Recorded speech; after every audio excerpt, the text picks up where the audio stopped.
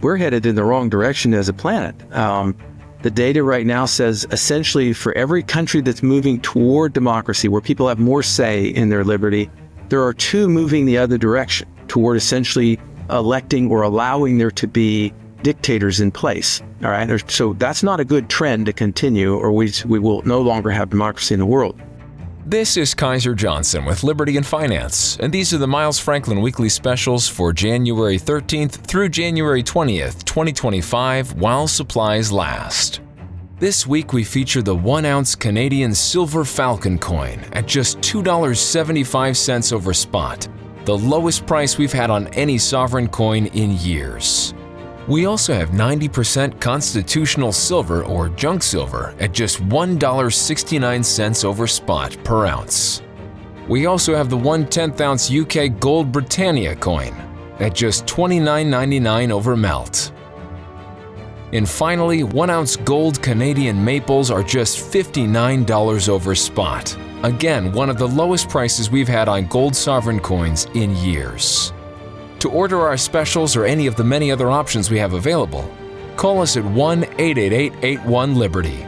That's 1-888-815-4237. We're available after hours and on weekends, and we look forward to speaking with you. Welcome back to Liberty and Finance. We're delighted to have this distinguished returning guest. Dr. Bradley is a EMP specialist, an EMF exposure specialist, and has started a new website, The Yoke of Tyranny. We're going to hear all about that. Today, we're going to talk with him about two major topics: EMF exposure, what it is, whether it's serious or not, how we can all understand more about it, how it's affecting us, and the yoke of tyranny, what we can do to detect and resist a creeping slide into tyrannical, you could call it leadership or overlordship by those in charge of us, and what we can do about it. Dr. Bradley, thank you for joining us again here on Liberty and Finance. Thanks for having me on. I want to remind everyone today is Monday, January 13th, 2025. We're going to be talking about those two main topics: EMF exposure, what we can do about it, and the yoke of tyranny, your new website and area of investigation and activism.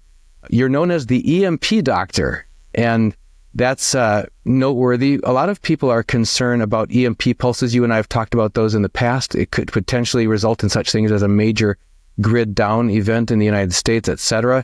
That could have huge wide-ranging impacts, from banking failures to industrial shutdowns to knocking out people's electronics in their own home and workplace, etc. So if you guys want to, any of the viewers who are watching this who want to pick Dr. Bradley's brain on EMPs, I'm going to put some links in the description of this video to previous discussions we've had, both about general preparedness and about EMP protection for your home. But right now, if we could turn to the first of the two major topics for tonight. The first is EMF exposure. What it is, why it's important, what we need to do about it. And just as a way of kind of kicking off the discussion, my wife and I were looking at a lot of properties, looking for a home in Florida here, and we brought along this meter, this tri-field EMF meter, because we noticed some of the properties that we're looking at were not too far from high voltage power lines or substations, that sort of thing. And we've had some medical caregivers in the past who have cautioned us about the potential for reducing exposure within our own home to even like a wireless routers and 5G when we're out and about and everything. So this may or may not be a useful device. We want to hear your thoughts on what techniques are useful for people to understand that. But first, could you just bring us into what is EMF exposure? Why is it important? Sure. Yeah. So I'll start by saying there's a lot of misunderstanding in this area, just like there is about EMP, right? You learn what you learn from the internet, and it sort of waters down and slowly gets corrupted with misinformation. So you have to kind of start from the beginning and say, okay, well, what is EMF? Well, electromagnetic fields, right? We all kind of have a feeling for what that is. The short of it is there's kind of two types, and people have different worries about the two types. One of them is high voltage power lines or essentially power distribution systems, right? We look out our backyard and we see those big power lines, and we're worried about, really it's the magnetic field around those wires that circulate around those wires that might be washing over us all day long, and that might cause some health concerns. And Many people do, say, hey, I get headaches, I'm worried about cancer risks and so forth and so on. So there's a lot of concerns about that. So that's one, this low frequency, high current generates magnetic field lines, and you're in the proximity of those field lines. The second is these high frequency electromagnetic fields, which are really a little bit different. It's not that you're in the field of the circulating magnetic field lines. Rather, these are waves that have been broadcast off antennas, and they're flowing through the air, and they just happen to pass through you, right? And people are worried at those high frequencies, you get this energy flowing through you, electromagnetic waves, that they might cause some cellular issues, right? It might cause you some problems. And people in particular are worried about cancers and so forth. And so there's those very two different threats. They often get lumped together, but they're actually, the protections are very different for them. They're not the same protections, is why I'm sort of separating them out.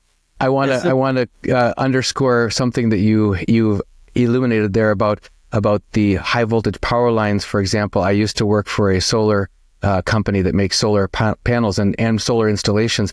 And when touring one of the major solar installations, actually was in Arizona, we were walking through a particularly near the high voltage portion of the installation right before they tied into the main outgoing power lines. And I could feel, as we walked underneath, I could feel all the hairs on my arm standing up straight. And it was a very eerie feeling to know that something was affecting all around me, and my body could sense it, but I had no idea what exactly was going on or anything I could do about it. Another time when we were looking at a property in Florida, and our hotel was right across the street from a cattle field, for one thing, and there was a place we could walk our dogs, and we went underneath some high tension power lines. And again, there was that sensation. You could hear a crackling sound as long as you were there. And it leaves one wondering, well, is this okay? Is this unhealthy? How would I even know? Right. Yeah. And the short of it is, especially in terms of the high voltage power lines, there's not really any standards in the U.S. that says you have to be below a certain level. There are recommendations, like the IEEE has some recommendations, but there's no law that you have to be below a certain standard or you're going to get sick, and so it's open to a lot of interpretation. Now, they do, when they put up power lines, they're always supposed to leave a certain amount of a pathway on both sides of it so that you can't have houses too close to them, so that they meet these recommended guidelines. And I know some states have stricter rules than others, like California, I think is pretty strict. But the short of it is this. I give you my feeling, and we'll start with those high voltage power lines. I had the same question. I thought, well, first of all, how high are the fields, right? And how far away do I have to get before I don't have to worry about them anymore? And so here in Virginia, I got a grad student and we got a really expensive meter. By the way, the meter you have, that tri-field meter, is probably the best low-cost meter you can get for that kind of reading, right? I've tried about 50 different meters, and it's a good low-cost meter. It's not as comparable to these $50,000 equipment, right? But it's a very good for just a homeowner to get one. But so we took one of our fancy, multi-$1,000 pieces of equipment, and we went out under these various power lines around the city and tried to characterize the roll-off of the fields and all that. And what we found was that even in a house that, you could look out your backyard, and just past your yard was where the power lines started, and we could get under those power lines, and we had all kind of field under there. There was very powerful magnetic fields, even some very strong electric fields. But as we walked back toward the house, by the time we reached the back porch of the house, it was no longer measurable. And that's not too surprising. Fields roll off as a 1 over r squared. And so the distance, the further, every doubling of distance, you get a quarter of it, the energy, the power. And so it wasn't too surprising that it rolled off, but it was surprising that we couldn't even detect it. I couldn't measure it any longer. So I came away with that experience thinking, well, as long as I put a little distance between me and those power lines, then I'm probably not going to be affected by them in any way. Now, I wouldn't want to build my house, 10 feet away from them and right underneath them, that's for sure. But as long as I put a modest amount of distance, I think you're okay. I just think the field rolls off fast enough that you're not going to really be affected by it. Now, the same phenomenon occurs inside houses, right? If you're very close to the main power feed in your house, like I had a guy call me the other day, and people can go to my website, empdoctor.com, and I have some EMF information on there. But he called me the other day, and he said that he's walking me through these questions about these EMF concerns. And I said, well, as long as you're not right up against the main feed into your house, you're probably not going to feel these magnetic fields. He said, oh, well, that's where my bed is.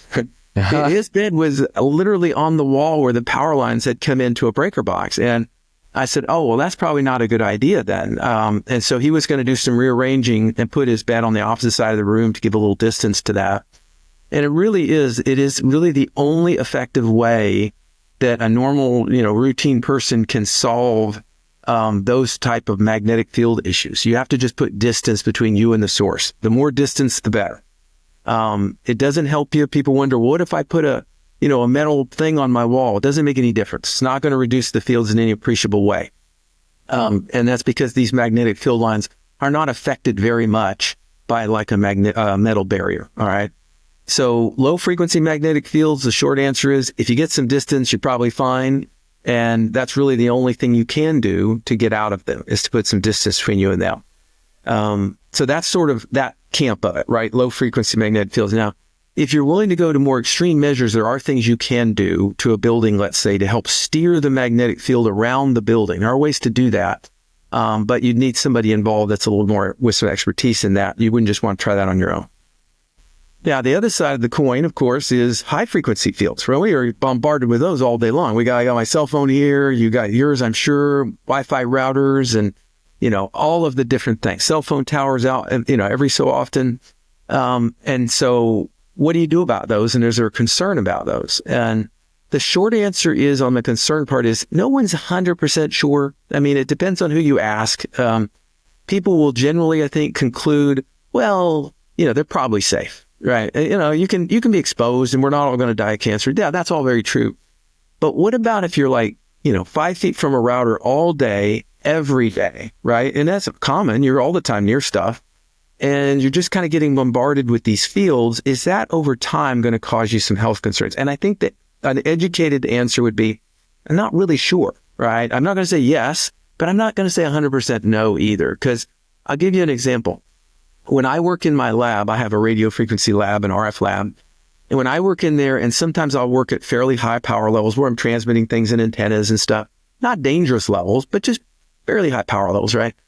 I will get headaches in that when I'm working in that environment. Now, I don't think it's me just making it up. I mean, I think I generally develop headaches, and I think it's attributed to those radio waves being in there for hours with them going on. And so I came away with the conclusion, it does affect me. To some degree, it affects me. I'm not going to say it's giving me brain cancer or anything, but it affects me.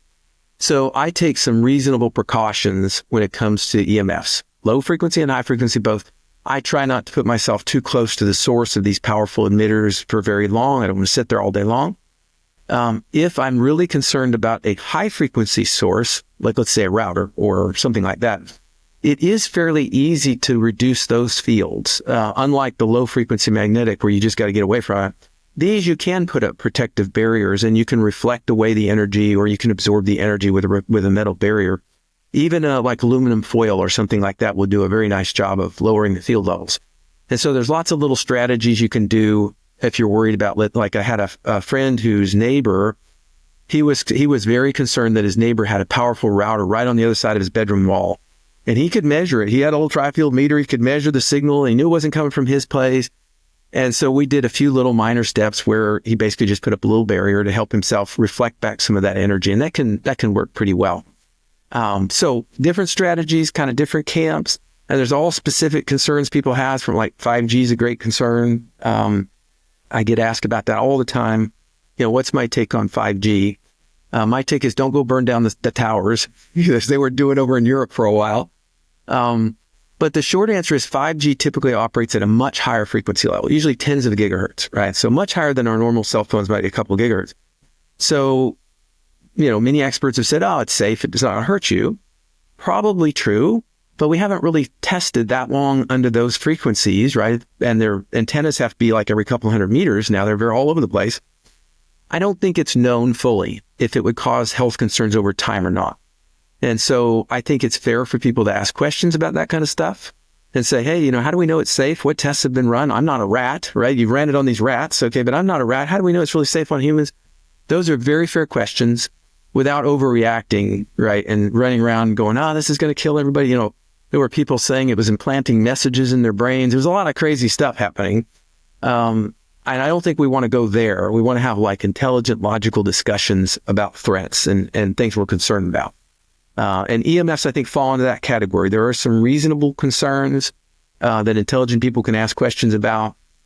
I get occasionally some hate email and stuff, people saying, oh, you're just stoking fear and all that. I'm not. I'm just trying to get people to be open and honest and objectively asking questions about things. And then if they have a concern, we can talk about how you might reduce your exposure. For those who have a high-powered router within their home, a Wi-Fi router within their home, as many people do, does it make sense in your mind to just turn it off at night when the family is done using the internet for the day?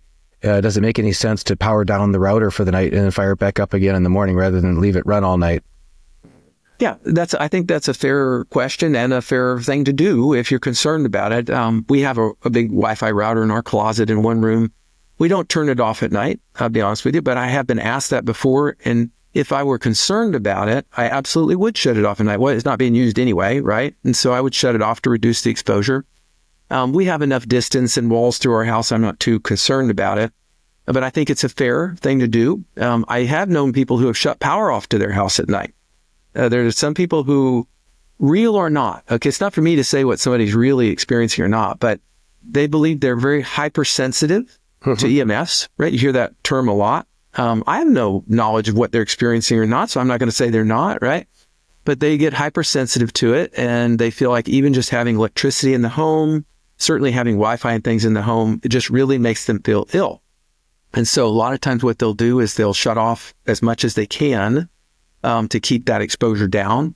There are other things you can do that people buy, like conductive bed sheets, for example. You can buy bed sheets that have little metal fibers sewn in with the cloth, and then they can sleep with that sheet over them or whatever, and it helps reduce their exposure while they're sleeping. I think it's fine, right? I mean, if that helps them sleep better, I think that's fine. There's some canopies people sometimes put over their beds when they sleep to help reduce their exposure as well. So there's a lot of little things people can do.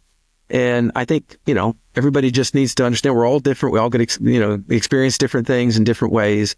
So I try and be supportive of that. Are there resources on your EMP Doctor site, website about this EMF exposure, some of these tips, or one of the books that you've written that helps people get more information about that? Yeah, they can go to the EMP Doctor, and there's a whole page there on EMFs, and it just kind of introduces the topic, and they can reach out to me if they have specific concerns, of course. I've done some other videos and some other interviews where I talk in detail about EMFs and some, let's say, like EMF weapons and things like that, which are also another interesting topic, which might help them answer some of their questions. But I'm always happy to engage with people as well. Again, some people think it's all a hoax, right? The tinfoil hat, right? I get it. But other people don't. And, I try and be supportive. And I'm sort of in the middle, tinfoil or not. You can call me if you want. But I've worked around RF for a long time. And I've had enough experiences that I feel like, my physiology is affected a little bit when I'm in the presence of strong fields. Okay, fair enough. And now this actually is kind of a bridge into our next topic about the yoke of tyranny. The idea of directed energy weapons or kind of a next generation things, because a lot of viewers of our channel are highly interested in constitutional freedoms and liberties and limited government and the sovereignty of the individual, being able to live their lives in peace and privacy, that sort of thing, and freedom.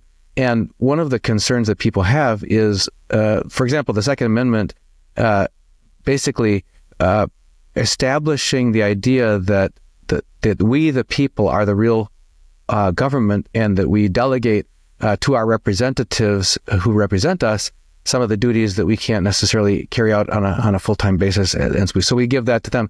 But people are concerned that should it be necessary to, in the Declaration of Independence, it says that governments that have become destructive of those ends at the right of the people to alter it, to abolish it. Some people feel rather hopeless at the prospects of that, thinking that, well, great, so we've got shotguns and the government has these mystery weapons that they could potentially knock down entire populations all at the same time with directed energy or something from satellites or whatever. What do we know about these type of energy weapon systems or whatever, and whether they exist terrestrially, out in orbit, etc., and if there's any hope that people would have if someone with tyranny in their mind decided to use these against ordinary people. Sure. Yeah. Well, yeah, weapons we could spend a long time talking about weapons, but in terms of like electromagnetic weapons, right, which is an interesting topic in its own right. There was a lot of talk around like the Havana syndrome, right, where diplomats were being affected by some form of energy weapon, is the belief, causing things from hearing loss, all kinds of problems, right? Health We've problems, heard of this in multiple locations, somewhere in Russia, yeah. somewhere in it ended up all yeah. over the world, yeah. But it's sort of known as the Havana syndrome. But yes, it's occurred in many countries. And it's oddly almost always around sort of diplomats and sort of people represented by government. So it felt like it was some form of organized test attack or something, some disruptive attack, right? And I know there was a bunch of investigations recently came up with conclusions. And you know what the conclusion was? We don't know. I mean, nobody really knew how it was pulled off. And the reason that nobody knew is, you can imagine the symptoms that people experienced. These are reputable people, not people making stuff up. And they experienced, powerful headaches, fluttering in the ears, which is a sound a lot of times of a microwave attack, right? So they got fluttering effects, the confusion, all these various problems sounded very much like a microwave energy type of attack, a pulse microwave attack. But the weird thing is a person 8 feet away did not experience it. And that's very odd because microwaves, you can't steer into a beam as far as we know, right? It comes out as a radiated wave and spreads out into over distance. And so there was no like mechanism by which people understood how the weapon would fully work the way the symptoms were described. And so other people went on to maybe it was some type of sonic weapon, maybe some ultrasonic type thing. I don't know for sure what it was. My guess, if I had to guess, is some type of microwave weapon with maybe some type of weird antenna gain that maybe be more localized. But it's this fascinating area of interest. And there's some studies over time. In Russia, we had at one time, there was a building built for some diplomats that they had implanted some eavesdropping equipment in it that was pretty high power. It's all documented. And over time, that energy those people were exposed to over time, they later went back and looked at the cancer. Once they discovered it, they later looked at the cancer rates of people exposed versus those that were not there. And they found out that it did increase their chance for developing cancer, being in that exposure. And that wasn't an intentional effect. I don't think the Russians meant to cause cancer on those people. They were just trying to eavesdrop on everything. But it showed that these weapons could indeed over time cause problems for people. And I think that has led to the natural curiosity of our militaries. How can I use these invisible weapons that are very difficult to localize to cause some disruption or some influence or harm to my enemy? We have weapons right now. You probably know there's a weapon, a fairly well-known weapon that you can put on the back of a Humvee that's meant for crowd control, and it's a microwave energy weapon.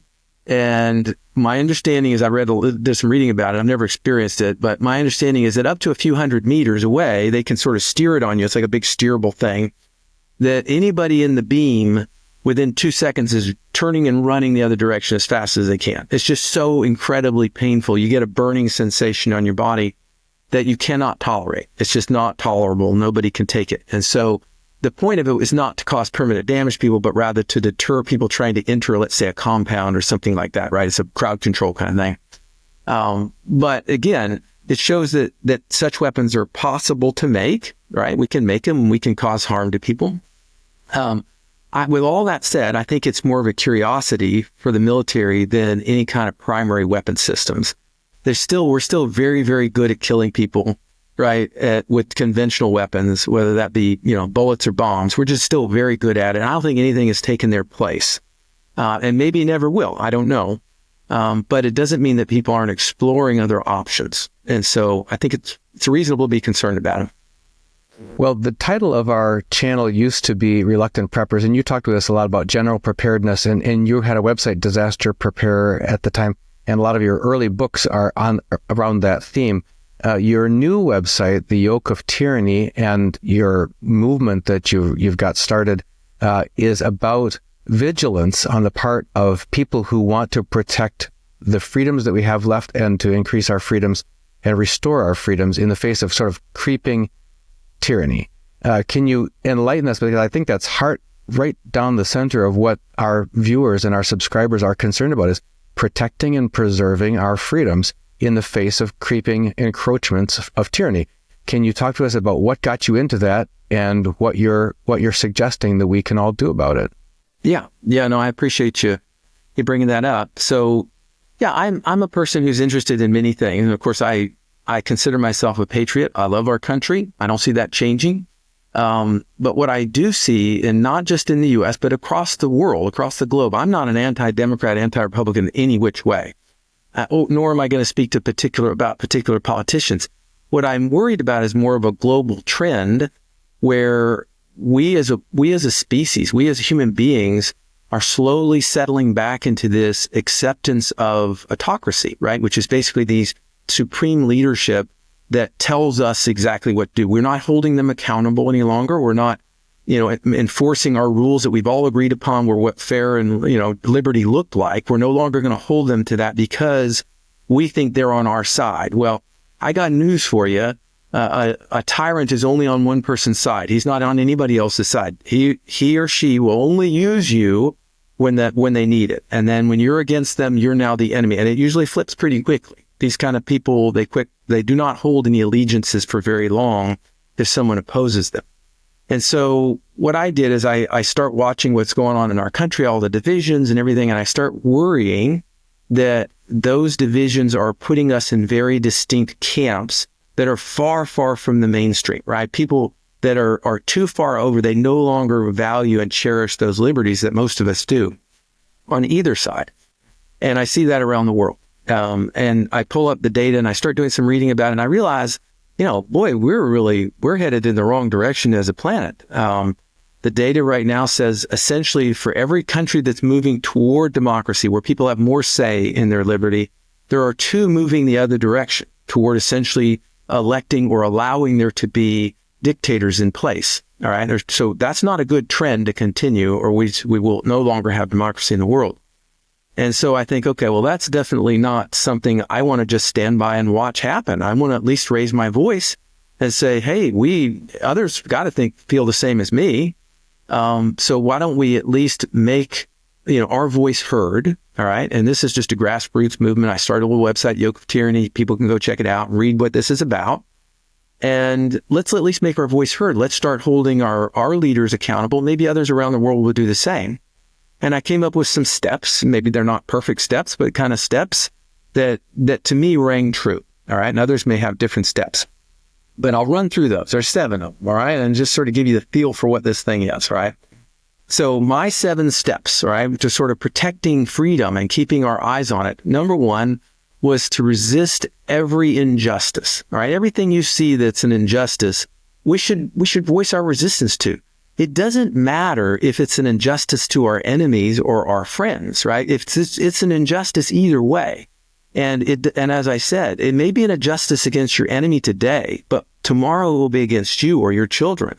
So you better hold people accountable all the way. All right. That's the first one. Resist every injustice. All right. And I have on the back, I have some shirts and sweatshirts that I'm selling to kind of remind people and get the word out. I have Thomas Jefferson's famous quote on the back of it, which is, when tyranny becomes law, rebellion becomes duty. And I feel like we're kind of at that point where it's really kind of our duty to stand up and sort of against this sort of behavior. So first one, resist every injustice. The second one, defend institutions that protect liberty. All right. We have so many institutions in this country that we should be thankful for, like a free press and groups that stand around human rights. We have a military that isn't oppressive to us. We have civil servants all around the country who do things that essentially are trying to keep our way of life, intact, right? And we should defend those institutions, all right? We should absolutely cherish and defend those before we lose them. And it's not that hard to lose them. I was reading a story the other day about how quickly Hitler was able to sort of turn democracy around. It was within a couple of months that he could get rid of many of these institutions with some various clever ways. And so anyway, it's very important, I think, that we defend institutions. And what my quote for that one is, freedom is never more than one generation away from extinction. So if we take our eye off the ball, our children will know it. They'll see it in the way they get to live. So the third one I have is cherish truth. Okay. Now truth is just truth, right? It's not my truth or your truth or Joe's truth. There's just truth.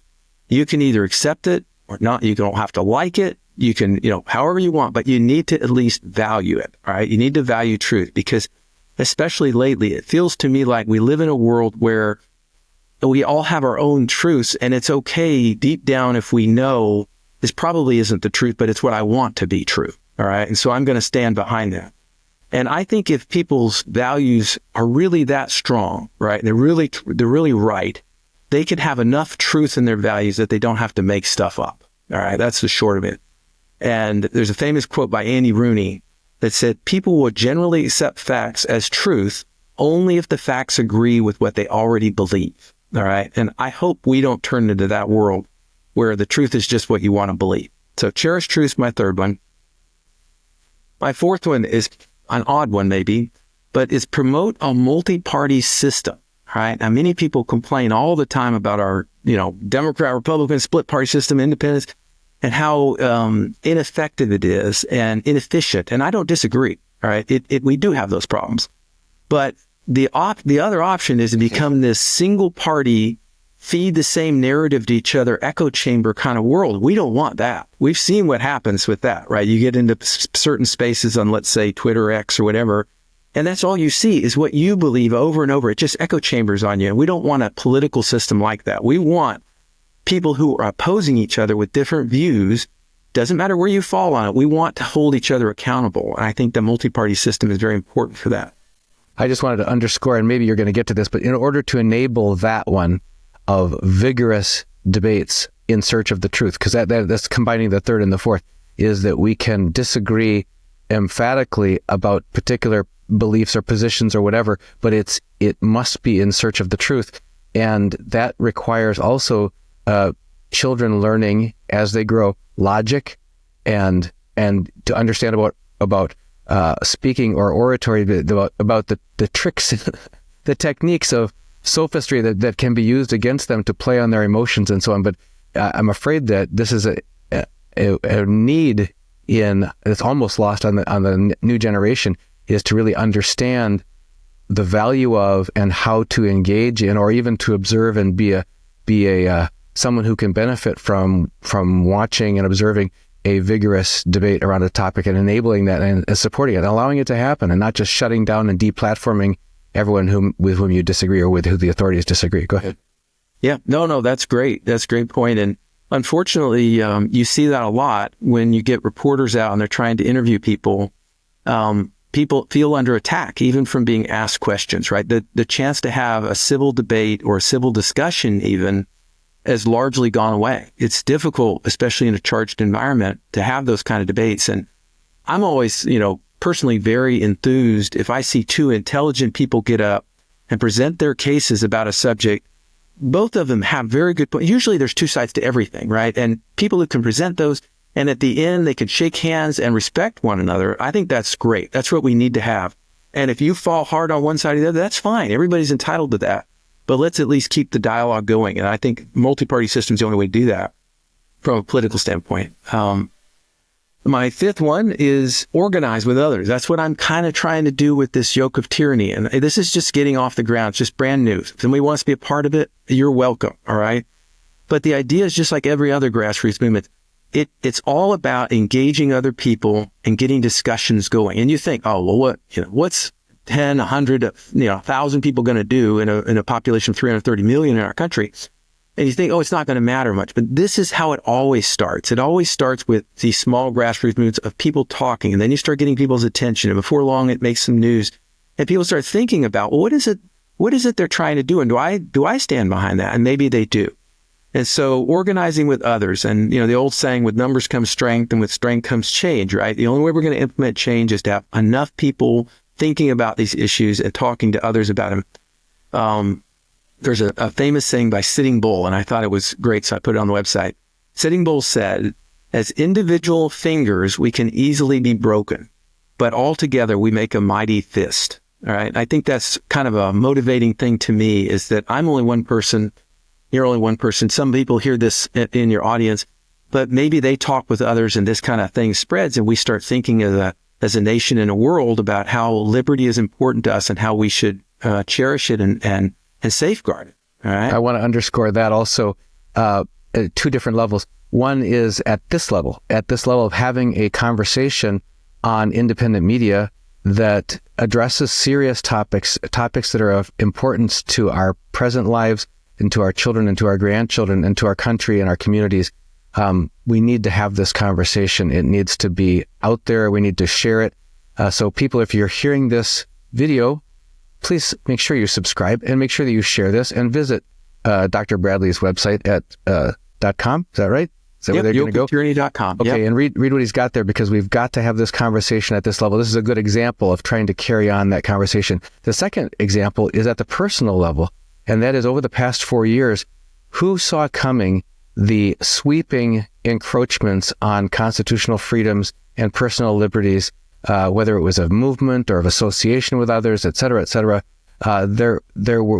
Many of us shocked at the rapidity with which a lot of freedoms were stripped away, all in the name of emergency declarations that had rather spurious authority behind them, and saying, well, in accordance with whatever. But when you got up close one-on-one with individuals, we found, my wife and I, we would strike up conversations with individuals, and they would say, whether they were from the UK or from a different part of the US or whatever, they'd say, oh, you feel that way too? Oh, yeah, and that's what's happening. Yeah, in our community, this is how we're being impacted, or this is what's being disallowed to us, and we shouldn't be taking that. When did we ever choose that was okay or whatever? So it was in those individual conversations that we noticed we weren't alone, because when all we do, as you mentioned before, and when all we do is consume mass media, it's very easy to get the mistaken impression that, oh, this is what everybody's thinking, or nobody's questioning this or whatever. I guess this is the way the group is going. And yet in individual conversations, it very quickly emerged that there were other sharp, intelligent, determined, good intended souls who were very concerned about the direction that our freedoms were going over the past 4 years. So that's just wanted to underscore that it's so important to keep those conversations alive. Yeah, absolutely. And as I say, the U.S. is not alone in what's happening right now. This is all across Europe and all across the world. Really, we could take many, many examples of it. But I think it's important. Certainly, I'm in the U.S. I care about the U.S. the most because this is me and my family, right? But I think others all around the world feel the same way, and they're at different stages in maybe this slide, but we all care about it. Last couple that I have for the steps to protect freedom, the sixth one was value integrity above party. And I wish our politicians all had to swear an oath to that coming in, but unfortunately it isn't the way it works. But what I'm saying there is just quite simply that, a true leader is a leader who has integrity, right? They believe in something. They don't have to believe in what I believe in, but they have to believe in something. And when they get elected, they should be telling me, this is what I believe in. And if I stand behind them, I'll vote for them and vote them into office. And that's what I think a lot of times we're missing, is that people, they really have no integrity, right? They don't really believe in anything deeply. And so they will say whatever they need to say to get enough votes to get into office. And then they'll say whatever they need to say and do whatever they need to do to stay in office, because that's where they want to be. And they've lost all integrity at that point. It's just a question of, how do I stay in power? And it goes all the way from the bottom up to the top in terms of leadership. And so what I tell people is value integrity above party, even if it's not what you believe in, right? If I know I can trust this person, what they're telling me they believe, and they're going to stand behind what they believe in, I have a lot more respect for them than if I know they're just going to flip-flop to whatever. Maybe today they're on my side, but tomorrow they could be on somebody else's side. So I just say value integrity above party. I think that will steer people right in terms of having the right kind of leaders in the country. And then finally, my last one is probably the hardest, is to find the courage, right? Standing against people in power, and people who are willing to do things that you don't want them to do to try and stay in power, comes with some risk. And there are too many examples to even talk about, but clearly you see that a lot when politicians stand against other politicians, maybe who have more power over them, or maybe they stand against somebody who has a lot of money and a lot of influence, maybe, a television broadcast or other things. They have the ability to, sort of assassinate these people's character or cause them financial hardship, maybe through legal action and other things. And so there's always this fear, and that's a way of control, right? That's the way autocracies work, is it, you can do it. You can control people in many different ways, but one of them is you can just make them afraid to stand up and do anything about it. And so you have to find some courage. I don't mean grab your AK-47 and go hit the street, But I mean, make your voice heard. Talk to others about it. Gather folks, stand against things, vote against things that you don't believe in, and be willing to put forward the effort and to let your voice be heard, even if, maybe some people don't like what you're saying, right? Everybody knows Edmund Burke's famous quote, "The only thing necessary for the triumph of evil is that good men do nothing." And I think we're living that each and every day. And so I just hope people do take my advice and try and find the courage to stand up, pay attention. I'll give an example of that just came out in the news this week. In the Epoch Times, they mentioned lawsuits against BlackRock for deprioritizing the investment decisions that would benefit their shareholders, but instead prioritizing based on other agenda-driven goals that were not related to investment performance, such as ESG goals or whatever. So no matter what your opinion is about ESG or DEI or any of those topics, the fact that there has now been, it looks like there's going to be a credible accountability demanded by shareholders whose lives have been financially impacted negatively by decisions that were not in their interest. Poor mom and pops who worked all their lives and set aside their 401k funds or whatever, and those got co-opted by this highly concentrated group of power to direct to say to certain companies, you either jump over these goals that we're setting for you, or you won't get access to credit, et cetera, really was an abuse of power and an abuse of duty to be good stewards of the funds that were entrusted to their care. And now it sounds like there are some people standing up in an organized manner to say, not so fast. If you've harmed us because of your behavior that you didn't uphold the duty to us, then we're going to hold you accountable for that. So I find that a encouraging sign. Any step towards accountability, we have a lot of examples of things like open borders and all kinds of other things that have raised significant alarm and concern on people's hands, and yet very little accountability so far. So it'll be interesting to see what kind of examples people can do to come together and stand up and say, hey, you didn't do the right thing by us, and we're going to hold you accountable. So now, in addition to going to your Yoke of Tyranny website, we'll put a link to that in the description of this video. There's some materials there that people can access. Yes, there's some information there. It might be interesting to people, and it's really meant to just start a dialogue, right? It's not the answer to everything. It provides some reasonable talking points that you can share with your family and friends, and let's see who's having the same concerns and what we can do about it. Well, Dr. Bradley, it's never a shortage of exciting and meaningful topics when we've had you on. I think we've had you on far too seldom. And we'd love to have you back again, especially as your Yoke of Tyranny movement takes shape and gets some critical mass behind it. Folks, you'll find a link again to that in the description of this video, as well as to some of our earlier interviews with Dr. Bradley about EMP protection, and as he is called the EMP doctor. And we'll put a link to the EMP doctor. EMPdoctor.com is the website that we'll put a link to in the description of this video.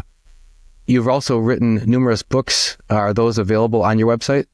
No, I don't sell them directly anymore. You can find them at Amazon, or you can always go to disasterpreparer.com, which has EMP stuff and my books and other things there.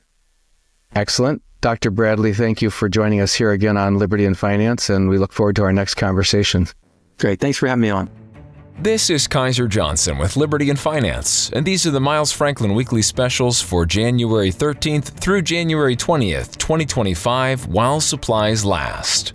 This week we feature the 1-ounce Canadian Silver Falcon coin at just $2.75 over spot, the lowest price we've had on any sovereign coin in years. We also have 90% constitutional silver or junk silver at just $1.69 over spot per ounce.